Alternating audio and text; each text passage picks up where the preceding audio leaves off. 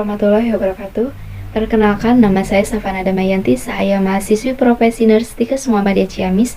Di sini saya akan sedikit menerangkan mengenai pemeriksaan atau pemantauan hemodinamika. Lalu ada EKG atau elektrokardiogram. Lalu saya akan sedikit menjelaskan mengenai sistem pernapasan atau sistem respirasi, lalu sistem neurologi, dan perhitungan intake dan output cairan. Lalu apa sih hemodinamik itu? Hemodinamik adalah dinamika dari aliran darah. Lalu apa itu pemantauan hemodinamik? Pemantauan atau pengukuran hemodinamik adalah suatu pengukuran terhadap sistem kardiovaskuler yang dapat dilakukan baik secara invasif dan maupun secara non-invasif.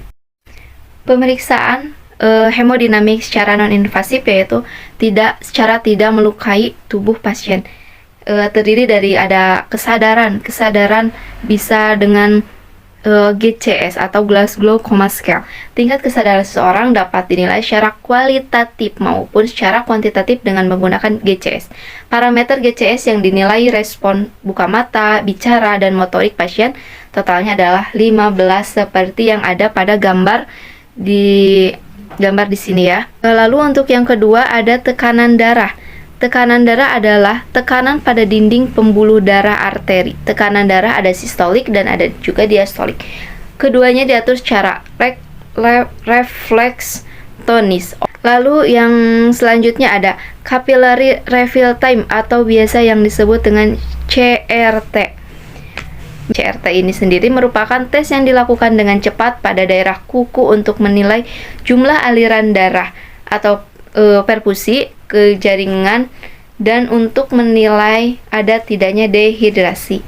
Lalu yang selanjutnya ada suhu tubuh. Suhu tubuh adalah perbedaan jumlah panas yang diproduksi oleh tubuh dengan jumlah panas yang hilang ke lingkungan yang luar. Selanjutnya ada oksimetri nadi. Memonitor nadi secara terus-menerus atau secara intermittent dapat dilakukan dengan penggunaan oksimetri nadi.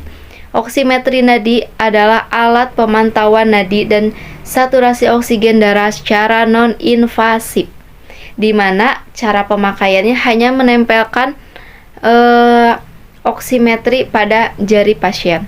Lalu yang selanjutnya ada EKG atau elektrokardiogram, di mana fungsi EKG itu sendiri salah satunya adalah menentukan gangguan irama jantung seperti aritmia atau disritmia. Yang kedua ada menentukan adanya iskemik atau infark pada otot jantung. Yang ketiga mengetahui pembesaran pada ruang-ruang jantung, atrium dan vertikal. Yang keempat ada mengetahui efek dari obat-obatan. Yang kelima mengetahui gangguan keseimbangan elektrolit. Yang keenam mengetahui penilaian fungsi pada jantung, dan yang selanjutnya yang ketujuh ada mengetahui infeksi pada lapisan jantung atau perikarditis.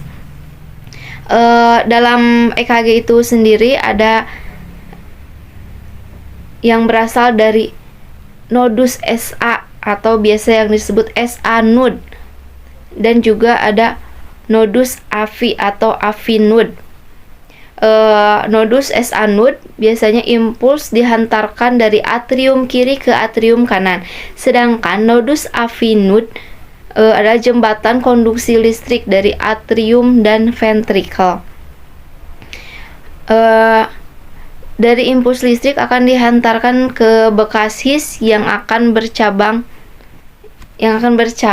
menjadi dua bagian. Berkas his kanan dan kiri bercabang lagi yang disebut serabut Purkinje. Aritmia letal atau aritmia yang mengancam nyawa merupakan jenis aritmia yang memerlukan resusitasi segera untuk mencegah kematian. Aritmia letal sendiri terdiri dari ventricle tachycardia atau biasa yang disebut VT dan VT. Ada ventricle fibrilasi VF, ada asystole, dan lalu ada pulse electrical aktif atau PEA. Pemeriksaan yang selanjutnya ada pemeriksaan hemodinamik secara invasif, di mana tindakan ini melukai tubuh pasien. Yang termasuk ke dalamnya ada tekanan darah, di mana tekanan arteri langsung dapat diukur dengan memasukkan kanul ke dalam arteri. Lokasi penusukan dapat dilakukan di arteri radialis, arteri ulnaris, arteri brachialis, arteri femoralis, arteri dorsalis pedis, arteri tibia posterior, dan arteri aksilaris. Kanula melalui transdusor dihubungkan ke manometer atau pencatatan gelombang arteri. Lalu untuk materi yang selanjutnya ada pemeriksaan neurologi. Pemeriksaan sistem neurologi ada memeriksa kesadaran menggunakan GCS seperti yang tadi sudah dibahas, GCS Glasgow Coma Scale, di mana untuk EI sendiri ada nilai maksimalnya ada 4, untuk verbal 5, dan untuk motorik nilai maksimalnya ada 6. Lalu ada juga pemeriksaan kekuatan otot, di mana nilai maksimalnya adalah 5 untuk kekuatan otot yang normal. Lalu ada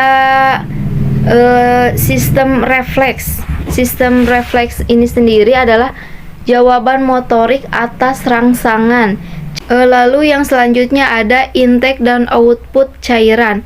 Merupakan suatu tindakan mengukur jumlah cairan yang masuk dan keluar dari tubuh.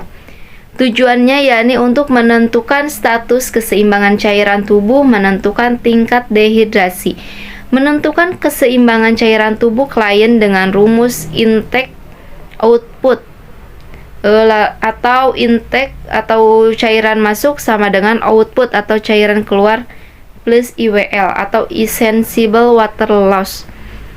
Untuk rumus IWL dewasa 15 cc kali kilogram BB, lalu dibagi per hari 24 jam.